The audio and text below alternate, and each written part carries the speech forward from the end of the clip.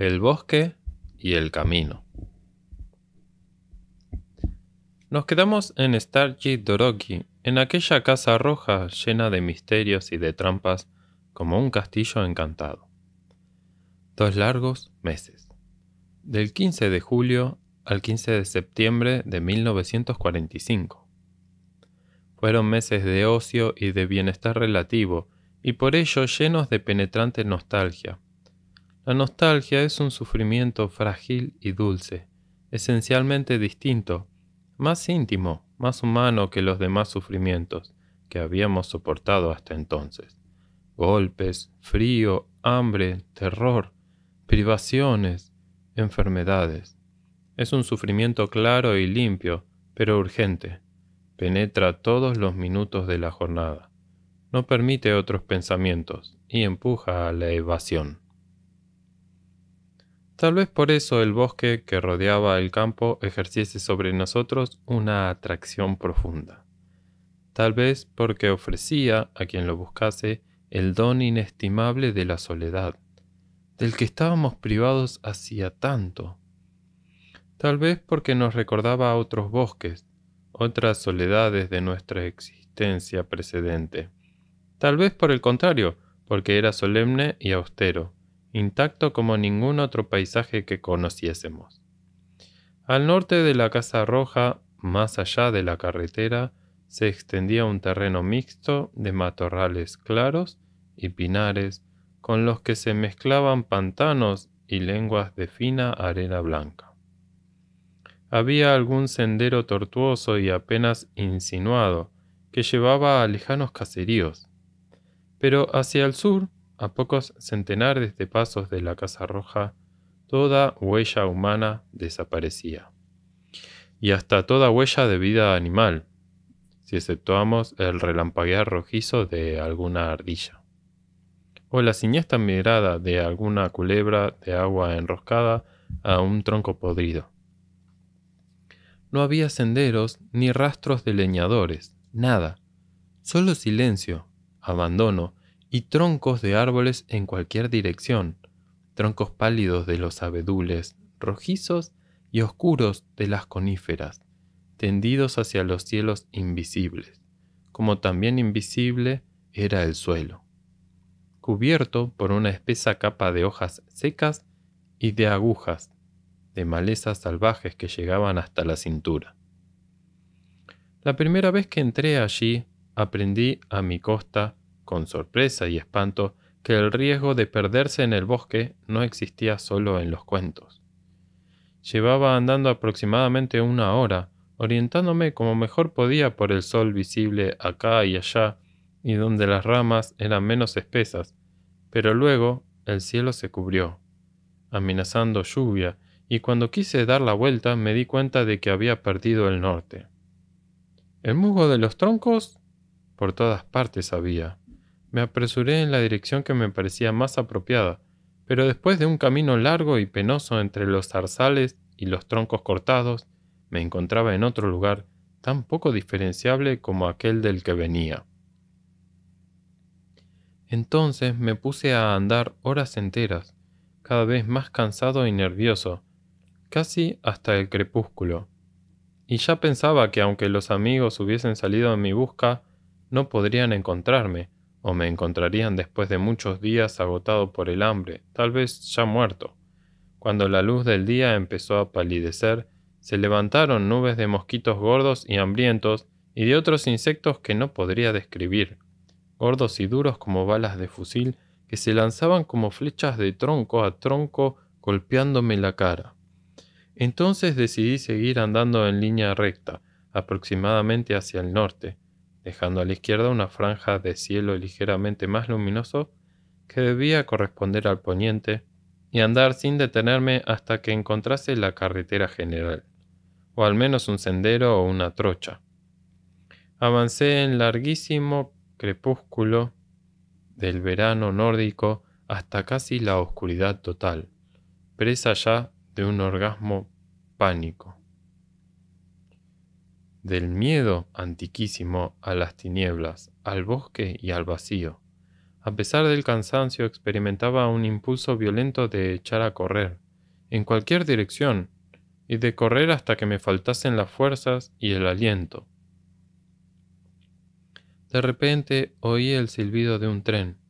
Tenía la vía a mi derecha, mientras que, de acuerdo con lo que me había imaginado, debía estar muy alejado a la izquierda. Por consiguiente, estaba andando en dirección equivocada. Siguiendo el estrépito del tren, llegué a la vía antes de caer la noche, y, siguiendo las relucientes raíles en dirección de la Osa Menor, que había reaparecido entre las nubes, llegué sano y salvo a Starji Dorogi, y de allí a la Casa Roja. Pero había quien se había ido a vivir al bosque, y el primero fue Cantarella, uno de los rumanos que había descubierto que tenía vocación de ermitaño. Cantarella era un marinero calabrés altísimo de estatura y de una delgadez ascética, y taciturno y misántropo. Se había construido una cabaña de troncos y ramas a media hora del campo, y vivía allí en la soledad más salvaje, vestido solo con un taparrabos. Era un contemplativo, pero no un vago, ejercía una curiosa actividad sacerdotal. Tenía un martillo y una especie de yunque rudimentario, que había hecho con un residuo de la guerra, y lo había adaptado a un tocón. Con estos instrumentos y con latas vacías de conserva, fabricaba ollas y sartenes con gran habilidad y una diligencia religiosa. Las fabricaba por encargo, para las nuevas parejas, cuando en nuestra variopinta comunidad un hombre y una mujer decidían hacer vida en común, y por consiguiente sentían la necesidad de un mínimo de utensilios para poner en casa. Iban a donde estaba Cantarella cogidos de la mano. Él, sin preguntar nada, se ponía a trabajar, y en poco más de una hora, con sabios golpes de martillo, doblaba y rebatía la hojalata hasta darle la forma que los cónyuges deseaban. No pedía nada por ello, pero aceptaba donativos en especie, pan, queso, huevos. Así se celebraba el matrimonio, y así vivía Cantarella. Había otros habitantes en el bosque. Me di cuenta un día al seguir por casualidad por un sendero que se adentraba hacia occidente, rectilíneo y cuidado, que hasta entonces no había descubierto. Conducía a una parte del bosque particularmente espesa, cruzaba una antigua trinchera y terminaba en la puerta de una casamata hecha de troncos de árboles, casi completamente bajo tierra. Solamente sobresalían de ella el tejado y una chimenea. Empujé la puerta y ésta cedió. Dentro no había nadie, pero no cabía duda de que estaba habitada. El piso de tierra apisonada, barrido y limpio, había una pequeña estufa, platos, una escudilla militar. En un rincón, una vasija de heno, colgadas de las paredes, ropas femeninas y fotografías de hombres. Volví al campo y descubrí que era el único que no lo sabía. En la casamata era notorio que vivían dos mujeres alemanas. Eran dos auxiliares de la Wehrmacht, que no habían podido seguir a los alemanes en retirada y se habían quedado aisladas en los espacios rusos. Le tenían miedo a los rusos y no se habían entregado. Habían vivido durante meses con mucha dificultad, de pequeños hurtos, hierbas, prostitución intermitente y furtiva con los ingleses y los franceses que habían ocupado la Casa Roja antes que nosotros, hasta que la instalación de los italianos allí les había traído prosperidad y seguridad. Las mujeres de nuestra colonia eran pocas, no más de 200, y casi todas habían encontrado enseguida un arreglo estable. No estaban disponibles. Por eso, para un número indeterminado de los italianos, ir a ver a las chicas del bosque se había convertido en una costumbre y la única alternativa al celibato. Una alternativa que ejercía una atracción compleja, porque era un asunto secreto y vagamente peligroso, aunque mucho más para las mujeres que para ellos, porque las chicas eran extranjeras y medio salvajes, porque estaban en una gran necesidad y por consiguiente se tenía la sensación exaltante de estar protegiéndolas, y por el escenario de cuento de aquellos encuentros. No solo Cantarella, sino también Beletrano se habían encontrado a sí mismos en el bosque. El experimento de trasplantar a la civilización a un salvaje se ha intentado varias veces, casi siempre con un gran éxito, para demostrar la unidad fundamental de la especie humana. En el Beletrano se realizaba la experiencia inversa, ya que originario de las calles superpobladas del Trastevere, se había convertido en salvaje con asombrosa facilidad. En realidad, muy civilizado no debía de haber sido nunca. El Beletrano era un judío de unos 30 años, superviviente de Auschwitz. Debía de haber sido un problema para el funcionario del lager encargado de los tatuajes, porque sus 2 antebrazos musculosos estaban completamente cubiertos de tatuajes preexistentes. Los nombres de sus mujeres, como me explicó César, que hacía tiempo que lo conocía. Me contó también que el Beletrano no se llamaba Beletrano ni había nacido en Beletri, sino que había sido criado allí. Casi nunca pasaba la noche en la Casa Roja. Vivía en el bosque, descalzo y semidesnudo. Vivía como nuestros primitivos antepasados. Tendía trampas a las liebres y a los lobos. Subía a los árboles en búsqueda de nidos. Abatía a las tórtolas a pedradas. Y no desdeñaba los gallineros de los caseríos más alejados. Cogía setas y bayas tendidas generalmente por no comestibles. Por las tardes no era raro encontrarlo agachado y en cuclillas adelante de una gran hoguera en las proximidades del campo, canturreando y asando la pieza cobrada en el día. Luego se dormía sobre la tierra desnuda, echando junto a las brasas. Pero como a pesar de todo era humano, perseguía a su manera la virtud y el conocimiento, y perfeccionaba de día en día sus artes y sus instrumentos. Se hizo un cuchillo, luego una lanza arrojadiza y un hacha, y si hubiera tenido tiempo no dudo de que habría descubierto de nuevo la agricultura y el pastoreo. Cuando había tenido un buen día, se volvía sociable y hospitalario. A través de Césare, que se prestaba encantado a presentarlo como un fenómeno de feria y a contar sus legendarias aventuras anteriores, invitaba a todo el mundo a unos festines homéricos de carne tostada por el fuego, y si alguien rehusaba, se ponía de mal humor y sacaba el cuchillo. Luego de unos días de lluvia y otros de sol y de viento, las setas y los arándanos crecieron con tan abundancia que su interés en ellos apareció no ya solo bajo el aspecto geórgico y deportivo, sino bajo el utilitario. Todos, tomadas las oportunas precauciones para no perder el camino de vuelta, nos pasábamos días enteros cogiéndolos. Los arándanos, en arbustos mucho más altos que los nuestros, eran gordos como nueces y sabrosos. Nos los llevábamos al campo a kilos y hasta intentamos, aunque en vano, hacer fermentar su zumo en vino. En cuanto a las setas, las había de 2 variedades. Unas eran los hongos normales, sabrosos y comestibles con toda seguridad.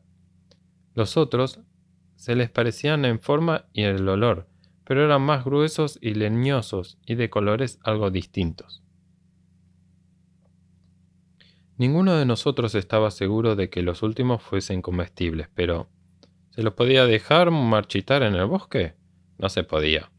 Todos estábamos mal nutridos y además estaba demasiado reciente en nuestra memoria el recuerdo del hambre de Auschwitz, transformado en un violento estímulo mental que nos obligaba a llenarnos el estómago hasta más no poder y nos prohibía imperiosamente renunciar a cualquier ocasión de comer. César cogió una buena cantidad. Nos sirvió según precauciones y cautelas que yo desconocía, añadiendo a la cazuela vodka y ajo comprados en el pueblo, que matan todo veneno. Luego comió él mismo, pero poco, y ofreció un poco a mucha gente, de modo que se repartiese el riesgo y se pudiese disponer al día siguiente de un buen número de casos para la deducción. Al día siguiente dio una vuelta por los dormitorios y nunca había estado tan ceremonioso y solícito. ¿Cómo está, Sor Elvira? ¿Cómo está, don Vicente? ¿Han dormido bien? ¿Han pasado una buena noche?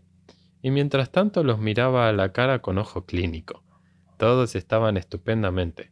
Los hongos extraños se podían comer.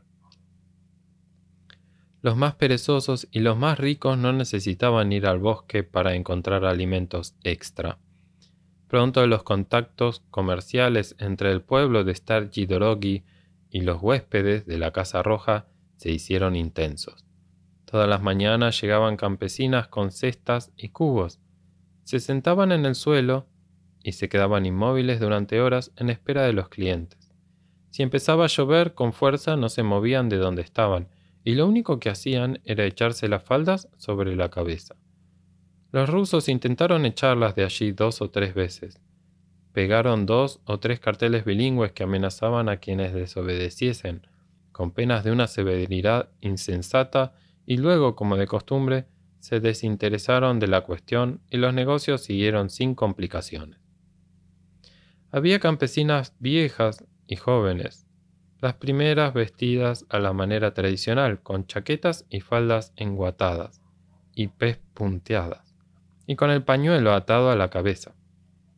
Las otras vestidas de algodón, la mayoría descalzas, francas, atrevidas y de fácil risa, pero no desvergonzadas. Además de los hongos, los arándanos y las frambuesas, vendían leche, queso, huevos, pollos, verdura y fruta. A cambio aceptaban pescado, pan, tabaco y cualquier prenda de vestir o pedazo de tela, hasta el más roto y andrajoso. También rublos, claro, de quien todavía los tuviese. César en poco tiempo las conocía a todas, especialmente a las jóvenes. Yo iba frecuentemente con él a ver a las rusas para asistir a sus interesantes regateos. No quiero negar la utilidad de que en una relación de negocios se hable la misma lengua, pero puedo afirmar por experiencia que esta condición no es estrictamente necesaria. Cada uno de los dos sabe bien qué es lo que el otro quiere. No conoce inicialmente la intensidad de tal deseo, el uno de comprar y el otro de vender, pero la deduce muy aproximadamente por la expresión de la cara, de sus gestos y del número de sus réplicas. He aquí que César se presenta muy temprano en el mercado con un pescado. Busca y encuentra a Irina, de su misma edad y amiga suya, cuya simpatía se ha conquistado hace tiempo llamándola Greta Garbo y regalándole un lápiz. Irina tiene una vaca y vende leche, Malacó. Muchas veces por la tarde, al volver de los pastos, se para delante de la Casa Roja y ordeña la leche directamente en los cacharros de sus clientes. Esta mañana se trata de ponerse de acuerdo en cuánta leche pueda valer el pescado de César. César enseña una olla de 2 litros. Es de las de Cantarelle. La ha obtenido de un ménage que se ha disuelto por incompatibilidad. Y hace una señal con la mano extendida marcando un palmo. La quiere llena. Irina se ríe y contesta con palabras vivaces y armoniosas, seguramente lindezas. Aleja de un manotazo la mano de César y señala con 2 dedos la mitad de la altura de la olla. Ahora es César quien se indigna. Blande el pescado que no es tan manipulado, lo levanta en el aire por la cola con un esfuerzo enorme, como si pesase 20 kilos, dice. Es una ribona. Luego lo pasa ante la nariz de Irina y al hacerlo cierra los ojos e inspira largamente, como embriagado por el aroma del pescado. Aprovechando el segundo que César está con los ojos cerrados, rápida como un gato, Irina le arrebata el pescado. Le arranca limpiamente la cabeza con sus dientes blanquísimos y le da a César en la cara con el cuerpo flácido y mutilado con toda la notable fuerza que tiene. Luego, para no estropear su amistad y el trato comercial, toca la olla a 3/4 de su altura. 1,5 litros. César, medio aturdido por el golpe, barbota con voz cavernosa: tú! ¿Cómo te pones? Y añade otras galanterías obscenas, apropiadas para restablecer su honor viril. Pero luego acepta la última oferta de Irina y le deja el pescado que ella devora sin perder un minuto. Nos encontraríamos más tarde con la voraz Irina en varias ocasiones, en un contexto más bien embarazoso para nosotros los latinos, pero completamente normal para ella. En un claro del bosque, a media distancia entre el pueblo y el campo, están los baños públicos que no faltaban en ningún pueblo ruso, y que en Staryi Dorogi funcionaban en días alternos para los rusos y para nosotros. Era una gran barraca de madera con 2 largos bancos de piedra dentro y esparcidas por todas partes tinas de zinc de distintos tamaños. En la pared, grifos de agua fría y caliente a voluntad. Lo que no era a voluntad era el jabón, que era distribuido con mucha cicatería en el vestuario. La funcionaria encargada de la distribución del jabón era Irina. Estaba junto a una mesita donde había una barra de jabón grisáceo y maloliente y tenía en la mano un cuchillo. Nos desnudábamos, entregábamos las ropas para que las desinfectasen y nos poníamos en fila completamente desnudos delante de la mesa de Irina. En esta misión de funcionario público, la chica era muy seria e incorruptible, con el ceño fruncido por la atención y la lengua infantilmente apretada entre los dientes. Cortaba una rebanadita de jabón para cada aspirante al baño. Un poco más fina para los delgados, un poco más gruesa para los gordos.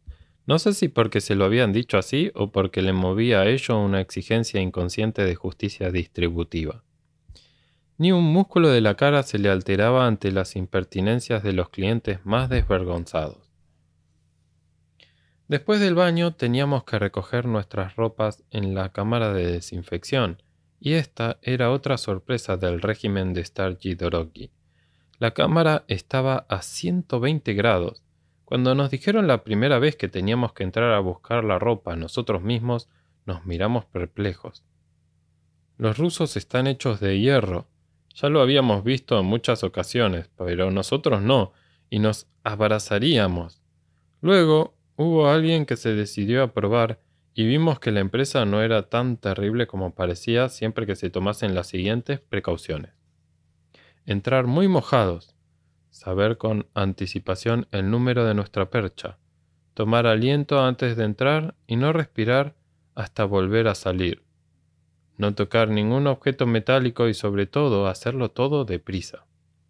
Las ropas desinfectadas ofrecían fenómenos interesantes: piojos muertos y aplastados, extrañamente deformados, estilográficas de baquelita olvidadas en el bolsillo de algún potentado, torcidas y con el capuchón pegado, cabos de vela fundidos y embebidos en la tela, un huevo dejado en un bolsillo con propósito experimental, desecado y resquebrajado, convertido en una masa córnea, aunque todavía comestible. Pero los 2 bañeros rusos entraban y salían de aquel horno con una indiferencia completa, como las salamandras legendarias.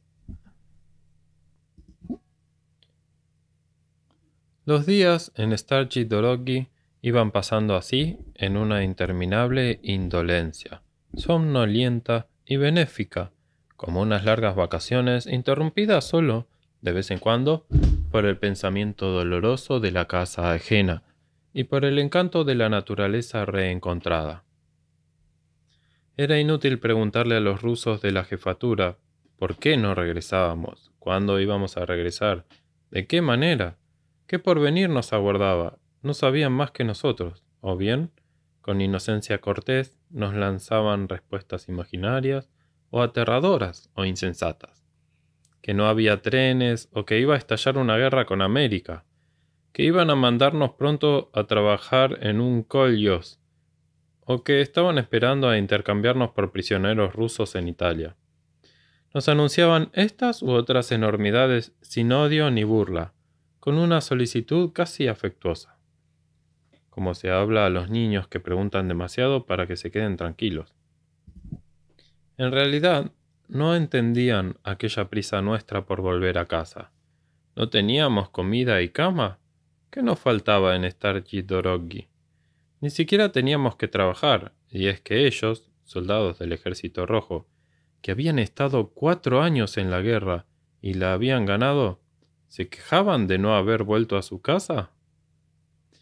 Y la verdad es que volvían a sus casas a cuentagotas, lentamente y según las apariencias, en un desorden extremo. El espectáculo de la desmovilización rusa, que ya nos había dejado pasmados en la estación de Katowice, continuaba ahora bajo otro aspecto ante nuestros ojos. Día tras día, y ya no era por la vía, sino por la carretera que pasaba por delante de la Casa Roja, por donde iban los restos del ejército vencedor, de occidente hacia oriente, en pelotones cerrados o diseminados, a toda hora del día y de la noche. Pasaban hombres a pie, muchas veces descalzos y con los zapatos al hombro para no gastar las suelas, porque el camino era largo, con uniforme o no, desarmados o armados, unos cantando alegremente, otros fúnebres y agotados. Los había que llevaban al hombro sacos o maletas, otros los enseres más extraños, una silla forrada, una lámpara de pie, cazuelas de cobre, una radio, un reloj de pesas. Había otros que pasaban en carros o a caballo, otros en motocicleta, en bandadas, ebrios de velocidad con un fragor infernal. Pasaban autocares Dodge, hechos en América, con hombres apiñados hasta sobre el capó y los guardabarros. Algunos arrastraban un remolque igual de cargado. Vimos uno de estos remolques que avanzaba sobre 3 ruedas. En lugar de la cuarta, le habían atado, lo mejor que habían podido, un pino en posición oblicua, de manera que uno de sus extremos se apoyase en el suelo y fuese arrastrando. A medida que el tronco se iba desgastando con el roce, lo empujaban hacia abajo, de manera que se conservase el equilibrio del vehículo. Casi delante de la Casa Roja, uno de los 3 neumáticos que quedaban se desinfló. Los ocupantes, unos 20, bajaron, empujaron el remolque fuera de la carretera y a su vez se arrojaron sobre el autocar ya hasta los topes, que arrancó entre una nube de polvo mientras todos gritaban ¡Hurra! Pasaban también sobrecargados otros vehículos insólitos, tractores agrícolas, furgones postales, autobuses alemanes que habían pertenecido a líneas urbanas y todavía llevaban los letreros con los nombres de las paradas de Berlín. Algunos ya averiados, arrastrados por otros vehículos de motor o por caballos. Hacia primeros de agosto, esta emigración múltiple empezó a cambiar insensiblemente de naturaleza. Poco a poco, los caballos empezaron a prevalecer sobre los vehículos. Una semana más tarde, no se veían más caballos, la carretera les pertenecía. Debían de ser todos los caballos de la Alemania ocupada, decenas de millares por día. Pasaban interminablemente, entre una nube de moscas y de tábanos, y un penetrante olor ferino. Cansados, sudados, hambrientos. Los empujaban y los azuzaban con gritos y latigazos. Unas muchachas que iban a caballo, una por cada 100 o más animales, sin silla, descalzas de pierna y pie, acaloradas, desgreñadas.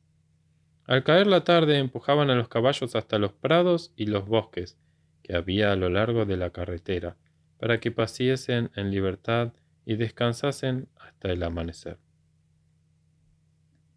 Había caballos de tiro, caballos de carreras, mulos, jumentos con el muleto a las ancas, viejos rucios anquilosados, acémilas. Pronto nos dimos cuenta no solo de que no estaban contados, sino de que sus rabadanes no se preocupaban nada de las bestias que se salían de la carretera, porque estaban cansadas, enfermas o cojas, ni de las que se perdían por la noche. Los caballos eran tantos y tantos, ¿qué podía importar que llegasen a su destino unos cuantos más o menos? Pero para nosotros, casi ayunos de carne desde hacía 18 meses, un caballo, más o menos, tenía una importancia enorme. Quien abrió la veda fue, naturalmente, el veletrano. Vino a despertarnos una mañana ensangrentado de pies a cabeza. Llevaba todavía en la mano el arma principal de la que se había valido, una astilla de granada atada con unas piedras de cuero a un palo horquillado. Por lo que pudimos deducir, ya que el veletrano no se explicaba muy bien, resultó que le había dado el golpe de gracia a un caballo seguramente agonizante. El pobre animal tenía un aspecto bastante equívoco. La panza hinchada resonaba como un tambor, le babeaba la boca, y debía de haber estado pateando toda la noche presa de quién sabe qué tormentos, porque, echado de costado, había excavado en la hierba, con las pezuñas, 2 profundos semicírculos de tierra oscura. Pero en todo caso, nos lo comimos. A continuación, se formaron distintas parejas de cazadores carniceros especializados, que ya no se contentaban con abatir los caballos enfermos o dispersos, sino que elegían los más gordos, los hacían salir de la manada deliberadamente y luego los mataban en el bosque. Actuaban preferentemente con las primeras luces del alba. Uno cubría con un paño los ojos del animal y el otro le asestaba el golpe mortal, que no siempre lo era, en la cerviz. Fue un periodo de loca abundancia. Había carne de caballo para todos, sin limitaciones, gratis. A lo más, los cazadores pedían por un caballo muerto 2 o 3 raciones de tabaco. En todos los rincones del bosque y cuando llovía en los pasillos y debajo de las escaleras de la Casa Roja se veía a hombres y mujeres ocupados en guisar enormes bistecs de caballo con setas, sin las cuales los supervivientes de Auschwitz hubiésemos tardado todavía muchos meses en recobrar las fuerzas. Pues ni a este saqueo le dedicaron los rusos de la jefatura la menor atención. Hubo una sola intervención rusa y un único castigo, ya cuando el paso se estaba terminando, cuando la carne de caballo escaseaba y el precio tendía a subir. Uno de la congregación de San Vittore tuvo la desfachatez de abrir una carnicería auténtica en uno de los muchos cuchitriles de la Casa Roja. Esta iniciativa no les gustó a los rusos. No supimos si por razones higiénicas o morales, el culpable fue reprendido públicamente, declarado Kort, diablo, Parasit Spekulant, y arrojado al calabozo. No fue un castigo muy duro. El calabozo, por alguna oscura razón, puede que por atavismo burocrático de un tiempo en que los prisioneros debían ser 3 durante mucho tiempo, le correspondían 3 raciones alimenticias diarias. Que los detenidos fuesen 9 o 1 o ninguno no importaba, las raciones seguían siendo 3, y el atrevido carnicero salió del calabozo al terminar de cumplir su condena, después de 10 días de sobrealimentación, gordo como un cerdo, y lleno de alegría de vivir.